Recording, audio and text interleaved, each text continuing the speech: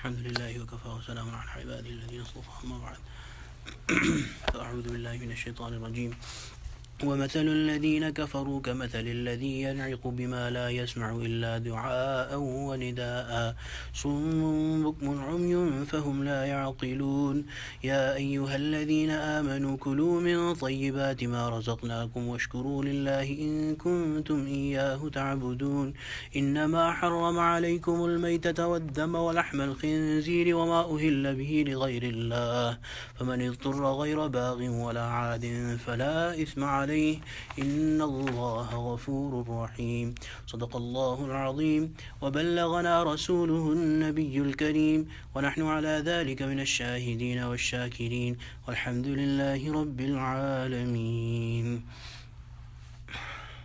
ومثل الذين كفروا, the example of those who have disbelieved. كمثل الذي ينعق بما لا يسمع إلا دعاء ونداء, is such as someone is shouting at an animal that hears nothing but a call and a cry.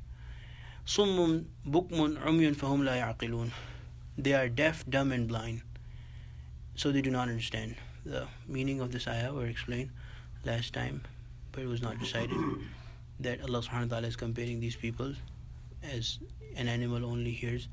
If a shepherd calls upon an animal, they do not really understand what that shepherd is saying, but they only hear a cry, they only hear a voice, and they are trained to follow that voice. So similarly, these kuffar, they are just following their leaders without really realizing what those leaders are making them do. They are just following their call just like animals. Now continuing on with the discussion of halal and haram, Allah subhanahu wa ta'ala hinted at in ayah 168 that the mushrikeen, they made certain animals haram upon themselves, that they said that these living animals have been dedicated to entities other than Allah subhanahu wa ta'ala, and they just let them out on the earth and would not slaughter them and consider them haram. So in ayah 168, Allah subhanahu wa ta'ala had said that do not consider those animals haram, those are halal. You make tawbah on them upon this un-Islamic act of dedicating living animals to entities other than Allah subhanahu wa ta'ala. When you make tawbah, they are halal, you can slaughter them and consume them. Now Allah subhanahu wa ta'ala is elaborating on this. Ya ayyuhalladhina amanu, now Allah subhanahu wa ta'ala is addressing the people who believed. So the confusion was clarified. Now the people who have believed are being told what is expressly halal and what is haram. Kulu min tayyibati ma razaqnakum washkuru lillah in kuntum iyyahu ta'budun. Eat of the good things we have provided to you and be grateful to Allah, if it is He whom you worship in reality. إنما حرم عليكم الميتة والدم ولحم الخنزير وما أهل به لغير الله. He has only prohibited for you carrion or dead, والدم, blood, ولحم الخنزير, the flesh of swine, وما أهل به لغير الله, and that upon which a name of someone other than Allah has been invoked. فَمَنِ اضْطُرَّ غَيْرَ بَاغٍ وَلَا عَادٍ فَلَا إِثْمَ عَلَيْهِ. Then whoever is compelled by necessity, neither seeking pleasure from it nor transgressing, there is no sin upon him. إِنَّ اللَّهَ غَفُورٌ رَحِيمٌ. Verily Allah is the most forgiving, the most merciful.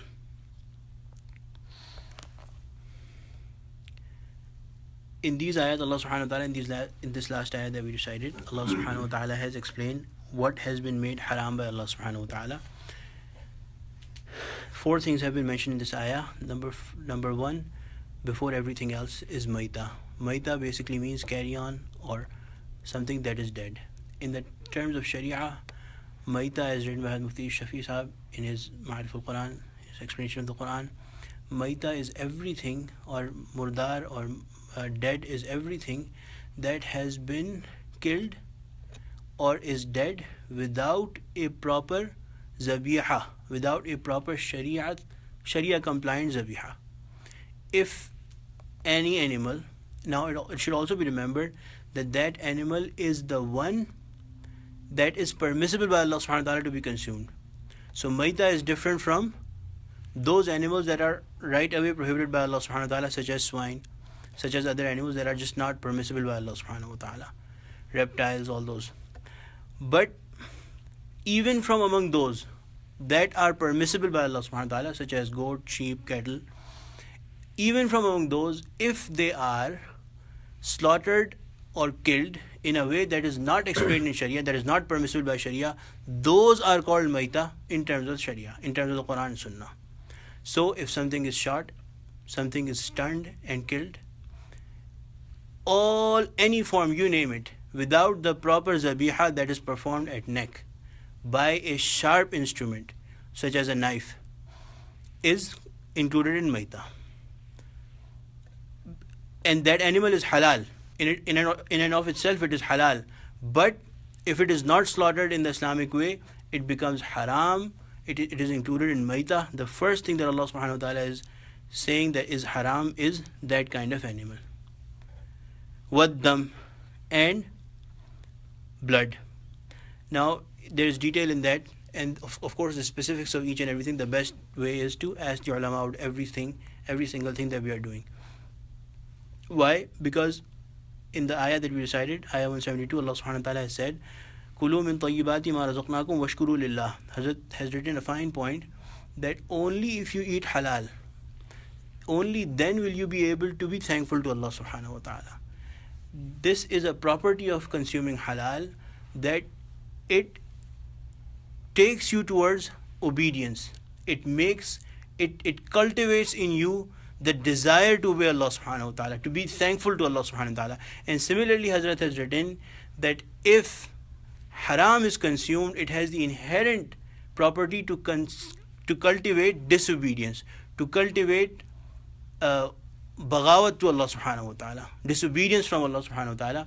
So first Allah subhanahu wa ta'ala has mentioned the importance of consuming halal and the harms of consuming haram, and then Allah subhanahu wa ta'ala is telling us exactly what is haram and what is halal. So these four things maita explained. Dam is blood. In that there is detail that whatever there's organs of an animal that have stagnant blood within them. For example, liver. For example, kidneys. Those are halal. Flowing blood is haram. Walahm al-khinzir, the flesh of swine, all components of swine are expressly haram, cannot be permissible no matter what. Wama uhilla bihi li ghayrillah, whatever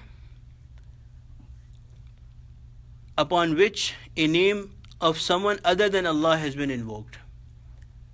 Now this is not only about, we should remember, this is not only about meat. Has written in specific detail that even there are things, for example, nazar and niyaz, that is very prevalent in our cultures, that people dedicate the food to somebody other than Allah to gain their closeness, to gain the closeness of certain wali or certain peer who's dead or alive or whatever, that this food is dedicated to them.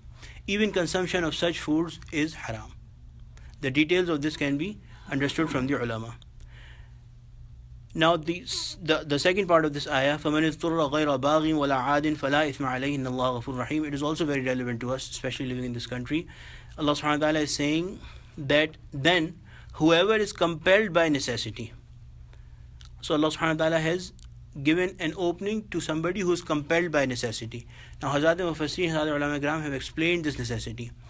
Sharia, in terms of Sharia, necessity constitutes such a situation where there is imminent and immediate danger to the very life of a person. That is compulsion. No other form is compulsion. If we are dying to eat meat, dying in terms of having a strong desire of eating meat, that does not make eating haram meat halal for us. What makes it halal?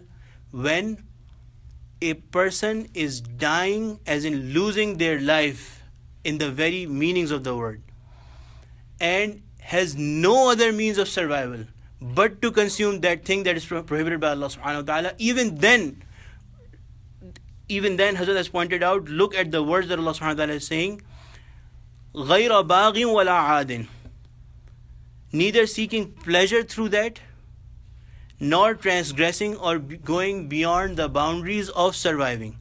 So only that amount is permissible to be used where it saves your life. Only that little amount, which is enough to save life. No pleasure can be driven from it. no extra consumption apart from beyond the means of survival is allowed. And even then, Allah subhanahu wa ta'ala is not saying that it has become halal. Allah subhanahu wa ta'ala is saying, فَلَا إِثْمَ عَلَيْهِ. If you do that, there is no sin. If some person does that, فَلَا إِثْمَ عَلَيْهِ, there is no sin on him. That in that situation, even if a haram thing is consumed only to survive, that still stays haram, but the burden of haram, the sin of haram is lifted only for that small portion of consumption that is necessary for survival. And Allah subhanahu wa ta'ala is saying, Inna Allah ghafurur rahim. Verily Allah subhanahu wa ta'ala is the most forgiving, the very merciful. So this is Allah subhanahu wa ta'ala being forgiving and being merciful, that Allah subhanahu wa ta'ala is not asking us to die and not consume that, but only permitting us to use that a small amount. And that is a mercy from Allah subhanahu wa ta'ala, that Allah subhanahu wa ta'ala has lifted the sin from that. It still stays haram as written by Mufassirin. May Allah subhanahu wa ta'ala grant us the realization of the importance of eating halal and make us particular about it. Ameen Ya Rabbil Alameen. Specific masail of this should of course be asked from the ulama. Alhamdulillah Rabbil Alameen. Wassalatu wassalamu ala sayyidil mursalin. Rabbana zalamna anfusana wa lam taghfir lana wa tarhamna lanakunanna minal khasirin. Allahumma inna nas'aluka al-'afwa wal 'afiyata wal mu'afata ad-da'imata fid din wad dunya wal akhirah. Rabbi ighfir warham wa anta khairur rahimin. Sallallahu ta'ala ala khairi khalqihi sayyidina wa mawlana Muhammad wa ala alihi wa sahbihi ajma'in. Amin bi rahmatika ya arhamar rahimin.